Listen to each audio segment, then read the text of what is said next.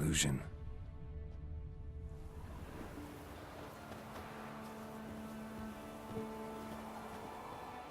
What are you doing here? What? The sun flying from the moon? We're making offerings to the All-God, clearly. You too can seek his aid. That's if you got fitting offerings. He scorned ours, then cursed the old village. The All-God, you call him. First I've heard. Is some new deity? Nay, 'tis ancient, revered by our forefathers. They say it were like this. Roslav of Oriton came here to gather brushwood. Suddenly, for no reason, a bush burst into flame. Then, Roslav heard a voice from the ground, demanding offerings and obedience. We've been coming here since then, bearing gifts, in exchange for which the All-God watches over us, keeps us from evil. Plain to see that.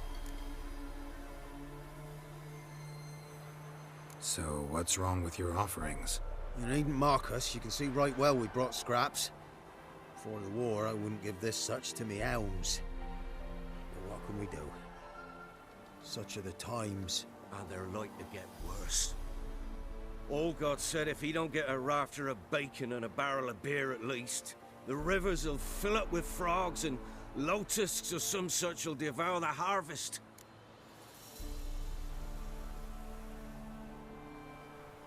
I could intercede on your behalf with this All-God of yours.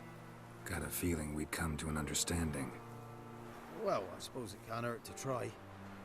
To speak with him, you have to stand before the altar and cry out, "All God, help a poor wretch in need." Who knows, he might just listen to a foreigner.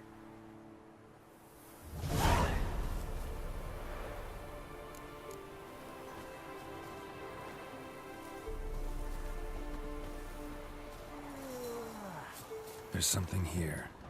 Need to use the eye.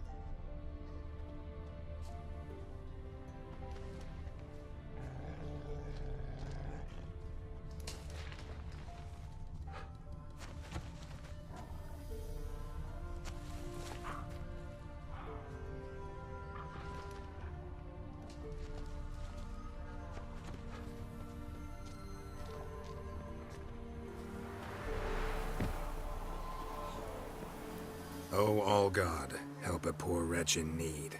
Pretty please. How dare you disturb my divine rest, mortal? I dare disturb it because I want your divine self to lift the, curse you cast. Those peasants really don't have. They must bring worthy offerings or they shall face drought, driving hail, earthquakes, avalanches. I have spoken. Avalanches? Here? Huh. How would that work? No answer from the All-God. Fine. We can finish our conversation when I find him. Voice came from underground.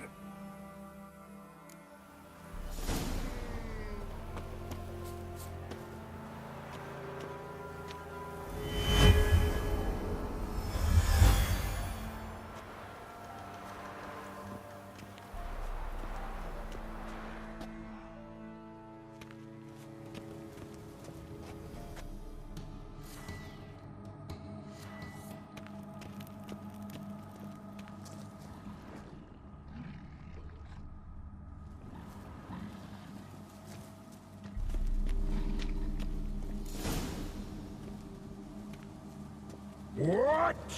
Who dares disturb my divine being? Geralt of Rivia. Pleasure. Expected the All-God to be corporeal in form, but never thought he'd be corpulent. Fattened up nicely at those peasants' expense. Expense? Expense? Not a word about the help I give in return. Blessings, absolutions, enlightened advice. Believe me, these folks need all of it. I'd watch over them still if they fulfilled their end. But lately they offer these pathetic scraps. That they steal from the mouths of their children, and to make matters worse, you cast a curse on them. And I'll not lift it till they bring me worthy offerings. I'm to settle for curds and whey? Not a chance. And you can tell them that.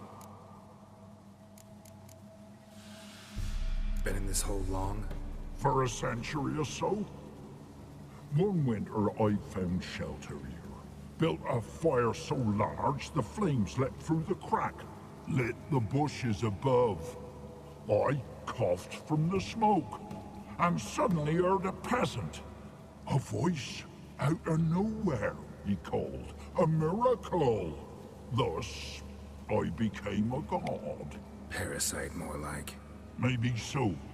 But what of Freya and the Little then, Demanding prayers and offerings, giving naught in return? I talk at least.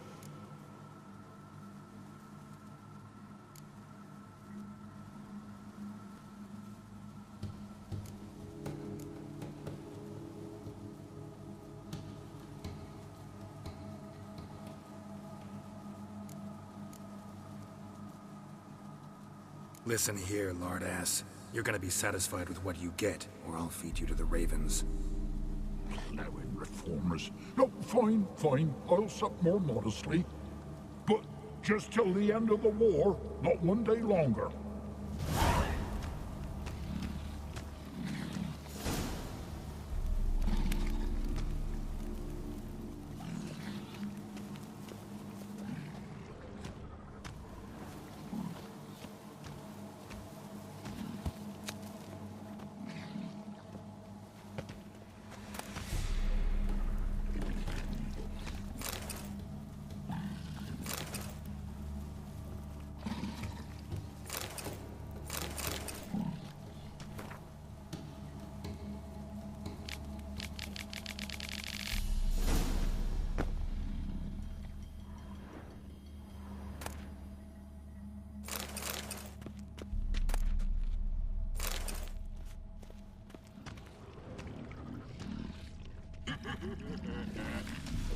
Maybe you'd care to go up top, see if you're still there.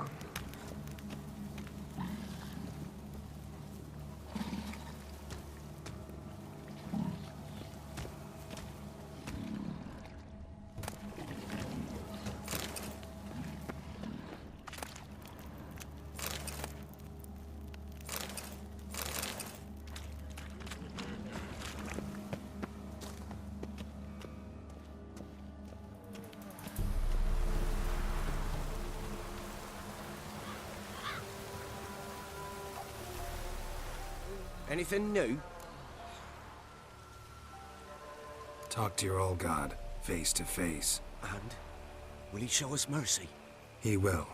Promise to be pleased with whatever you bring. I told you the All-God's merciful, understanding. Thanks, Witcher.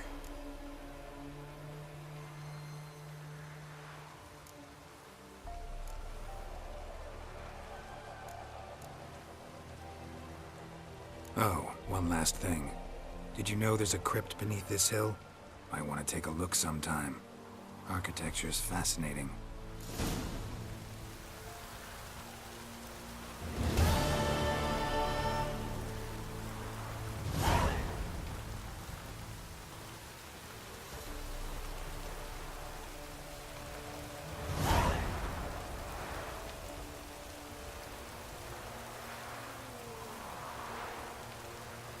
I'm busy, man. Good eye.